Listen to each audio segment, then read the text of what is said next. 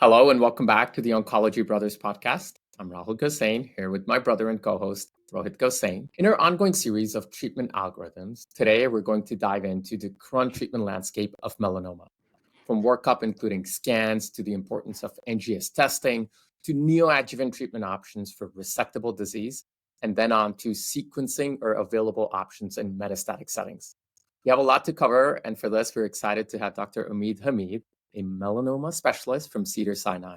Omid, thanks for being here today. Thanks for having me. It's a pleasure really to get on this platform and to speak with both of you. Welcome. We are looking forward to this conversation. And Rahul, I agree. We have a decent bit to cover, so let's dive right in. So starting out with our early stage, Omid, for melanoma, stage 1A, wide local excision remains the standard of care. Stage 1B and beyond, we recommend sentinel lymph node evaluation. It's usually after stage 2B and beyond where medical oncologists get involved, as we have adjuvant treatment options available, that is IO, some role of radiation as well, and also for higher stages, we have BRAF and MEK inhibitors. But then over the last 1 year, what we've seen is our neoadjuvant trials with immunotherapy, that is NADINA as well as SWOG S1808. Omid, can you start us off here? What is your treatment paradigm and what data do we have to support this for stage 2 and beyond disease? Great. But the first point is that for a stage 1 patient, those patients who are younger, going around 0.75 millimeters, a discussion needs to be had about the utility of a sentinel lymph node. The second part is changes that have been made to our therapeutic paradigm in how to follow patients with a positive sentinel node. In the past, a wide excision was done, and if the sentinel node was positive, a completion nodal dissection was indicated. Given the findings of MSLT2 from Dr. Mark Ferries, my surgical counterpart at the Angeles Clinic, that is no longer necessary. A positive node indicates a need to surveil the nodal basin with ultrasound. Their trial, which is in the New England Journal, showed no clear benefit in survival. There was local recurrence that could have always been surgically addressed. So that's where I go with my early. For stage 2, that is stage 2B and 2C, despite having a negative sentinel node, the risk of recurrence is so great that adjuvant therapy with a checkpoint inhibitor is indicated. Now, what do I say to patients? It's indicated, the risk is enough, so we will work you up like we work up a high-risk stage 3. We send for next generation sequencing, scan the body. We discuss the pros and cons of adjuvant immunotherapy. For stage 2, it is different than stage 3 because there is clearly no indication, no evidence that adjuvant targeted therapeutics to those patients who have a BRAF V600E or K mutation are indicated. That trial was started due to poor accrual. It was stopped, therefore we don't have that information. And I don't give that off-label. There's no data.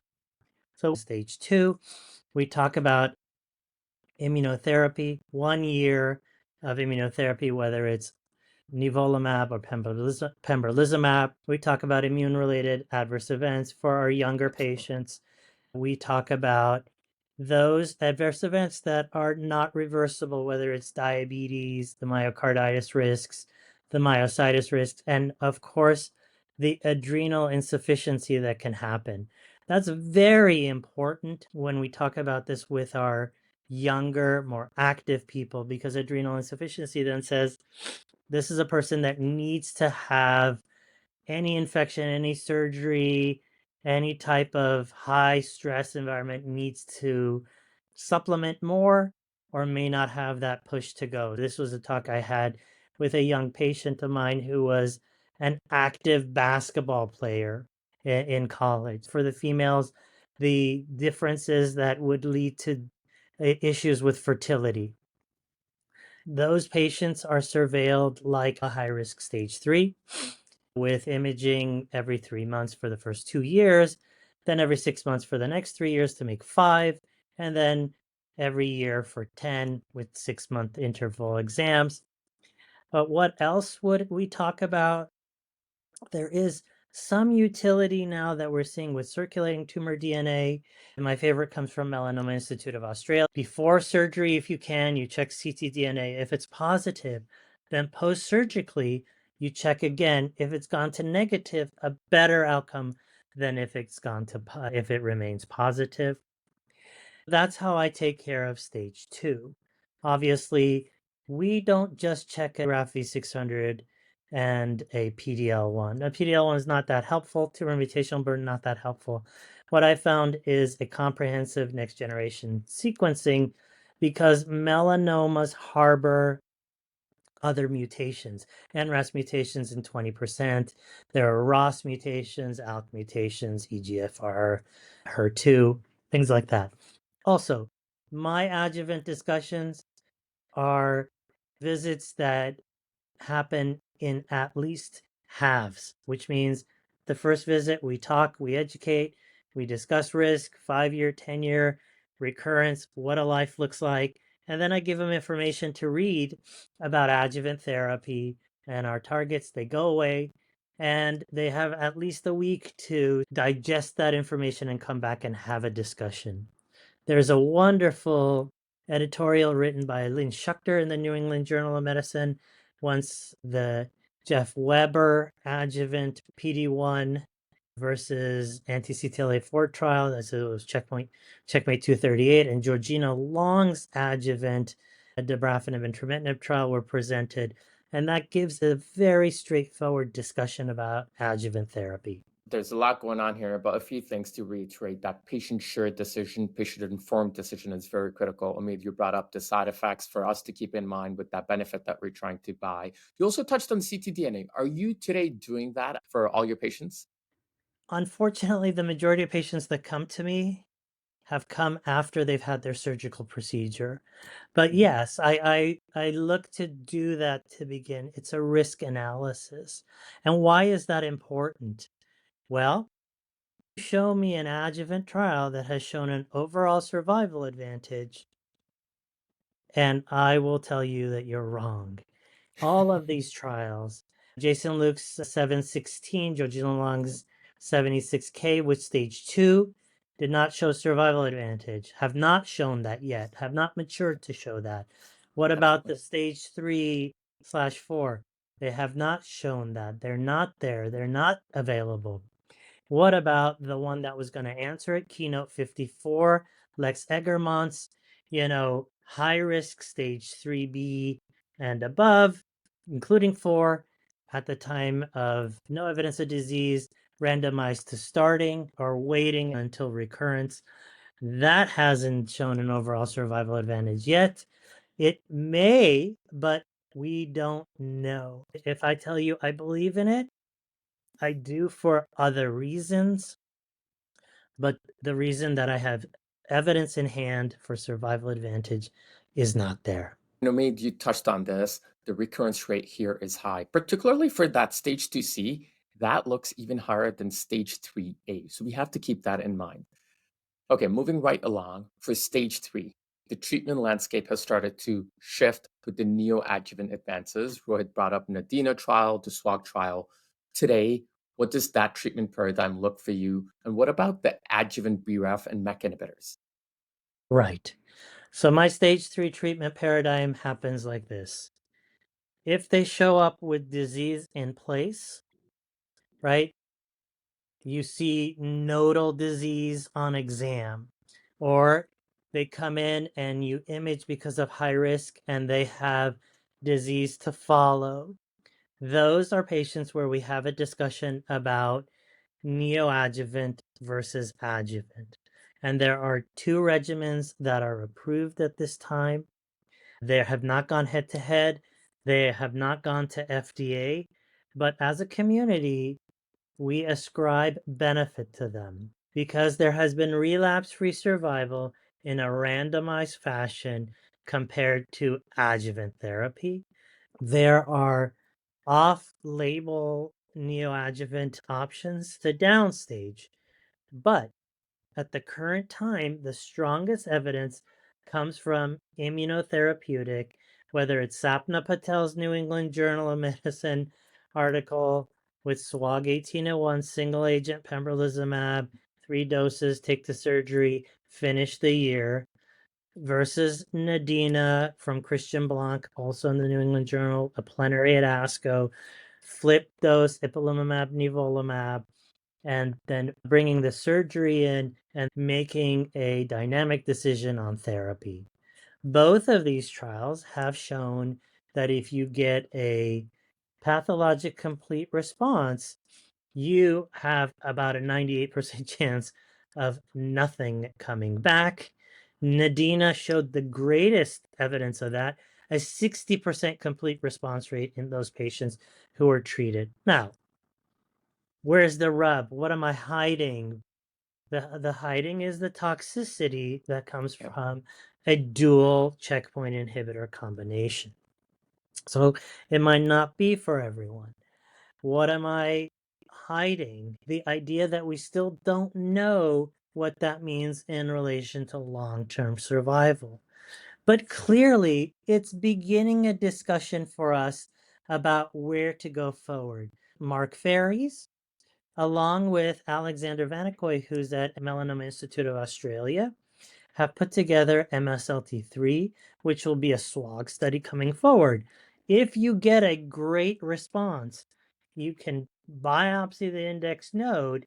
If that node is a complete response also, you don't need to do a completion nodal dissection. So that's coming forward. And what about some of the other regimens that are out there? Rodaba Amaria presented Opdualag in the neoadjuvant setting. That is a whole other discussion. There are not big studies on that yet.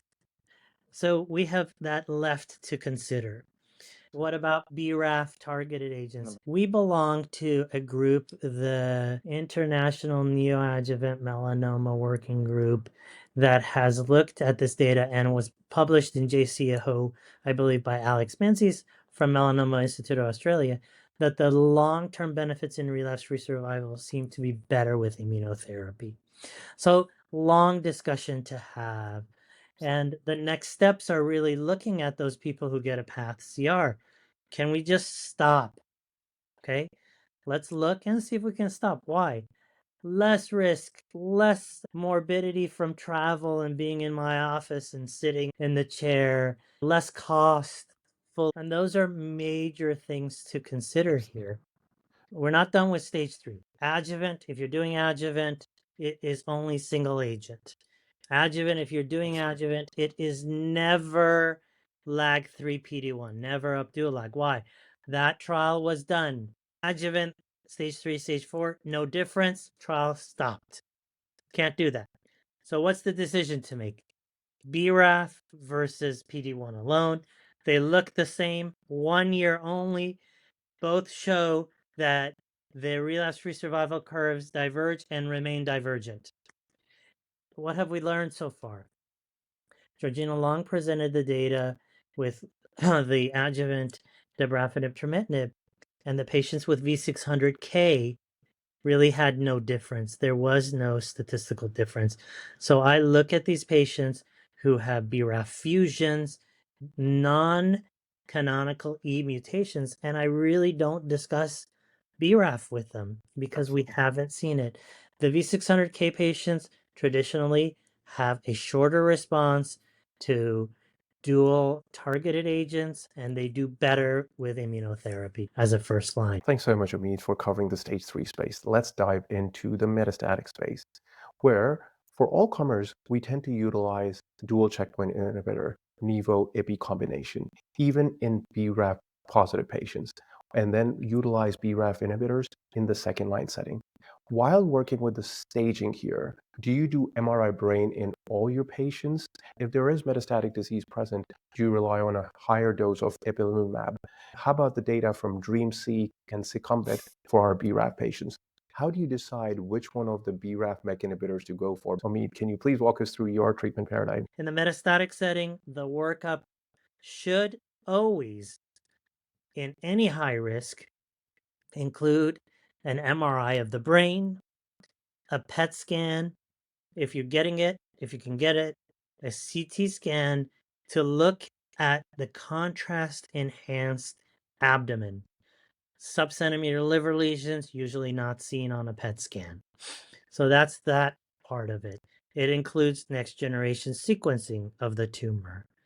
BRAF is very important, despite the fact that multiple trials, including Succumbit from Paulo Acierto and also DreamSeq from Mike Atkins from Georgetown, have shown that the right regimen is starting with first-line dual checkpoint inhibitor therapy with anti-CTLA-4, anti-PD-1. Can you argue that it's LAG-3 PD-1? Yes, if you need less toxicity. Sure. What about those population that has rapidly growing disease? Then those people, the sandwich regimen of 2 months BRAF MEK, and then reimaging and going on to Ipi-Nivo, and then BRAF MEK on progression, that's a standard that we have seen. And that's how I take care of those patients. Yes. What else do we have there? We now have clinical trials, which is beyond the scope of this discussion, but really should be important. A referral to, if there's access to a melanoma center of excellence, to evaluate the role of second-line adoptive T-cell therapies, other clinical trial options, and to work with and assist if toxicities ensue. That's where I go. There is one caveat here that is in your slides, what we haven't talked about is stage 4 resected disease. Adjuvant for stage 4 comes from Immuned, which was Dirk Schadendorf's trial of standard versus single agent PD-1 versus PD-1 CTLA-4, and the PD-1 CTLA-4 outshone all of the others. So that's a de facto regimen. What else haven't we talked about? Brain metastases. And again, Checkmate 204 has shown that that regimen is anti-CTLA-4, anti-PD-1, plus minus radiation. If you need steroids, then, focal neurosurgical procedure to remove that if it's one offending agent, remove it, taper off the steroids, and begin. If BRAF mutant positive, the ability to utilize a sandwich regimen has been something that's been put out there. I mean, the IP dosing also ends up being important here because this is one place where we're often using 3 mg per kg. I would love to hear your thoughts. The flip dose, right? Yes. For me, if it is brain mets, if it's BRAF disease, I give full dose because we don't have anything other than that. In the second line, if they have not seen anti-CTLA-4, based on the trials, that is the next option, anti-CTLA-4. If they have failed PD-1 alone, and you take them to a LAG-3 PD-1, the response rates have been 11 to 13%. Not enough for us to go there. If you go to CTLA-4 PD-1, response rates 25 to 28%, and better durability. I mean, out in the community practice, a common thing ends up being when we're seeing immunotherapy early on, be it part of neoadjuvant or adjuvant, what if the disease has progressed thereafter? This is a common scenario. What's your treatment paradigm if the patient has seen immunotherapy already? These people who are getting adjuvant PD-1 and they recur, what are we doing there? I treat them as having seen a single agent PD-1 and in a advanced setting and progressing. I rarely come back to single agent PD-1 for them. My go-to is full dose ipilimumab, nivolumab. If they can't tolerate it, then flip dose versus LAG-3 PD-1. If they have progressed within 6 months of stopping their adjuvant, I don't go to LAG-3 PD-1. I go to CTLA-4 PD-1 or second-line trials. And I think that this subgroup of patients is what we're going to really focus on to be able to bring forth an intricate therapeutic paradigm, which we don't have now. The good news is that we may be taking care of patients in the neoadjuvant setting and obviating the need for metastatic discussions. The next steps are clinical trials, I think, that really give us an understanding of what to do here. And one of those for me is one that started in the Nordic countries. It's called Grand Slam. Grand Slam is going to look to randomize patients who receive either neoadjuvant single agent PD-1 or adjuvant PD-1 and randomize them to 6 months of therapy versus 12 months of therapy. These timelines are strictly brought out of thin air. They're arbitrary, and we need to figure it out. I mean, we've covered a lot here for refractory disease. Of course, there's another discussion of TILs as well. We've touched on clinical trials. That's essential and should be on our radar. Conversations like these continue to make us feel more comfortable out in the community so that we can provide that best care close to home for our patients. For our listeners, let's go over a quick recap from today's discussion. In today's episode with Dr. Omid Hamid, we covered the treatment landscape of melanoma in 2025.